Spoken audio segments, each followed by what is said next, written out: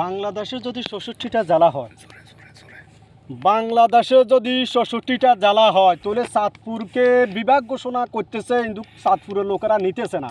এটা তো মনে করেন যে একটা একটা একটা হাস্যকর কাহিনী। কাপুরুষের কথা।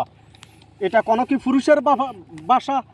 এখন নোয়াখালী কুমিল্লা মনে করেন বিভাগের জন্য আন্দোলন করতেছে, পুরা টাকা শহর কাঁপাইতেছে, আর তারা বলতেছে তাদের চাঁদপুরকে কিনে বিভাগ ঘোষণা করতেছে, তারা নিতেছে না। এটা কি বললে কি মানুষ বিশ্বাস করা যাবে? শেখ হাসিনা নিজে বলছে চাঁদপুর বিভাগ করার জন্য, আমরা বলছি আমাকে লাগবো না, আমরা এমনি ব্যান্ড।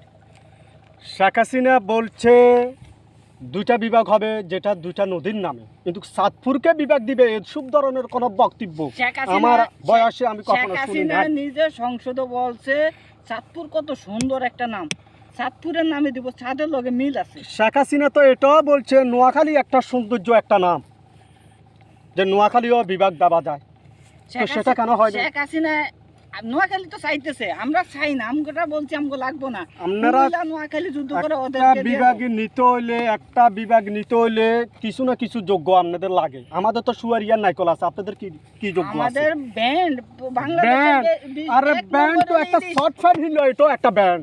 চাঁদপুরের নম্বর 1 ইলিশটা পৃথিবীতে পাওয়া যায় না।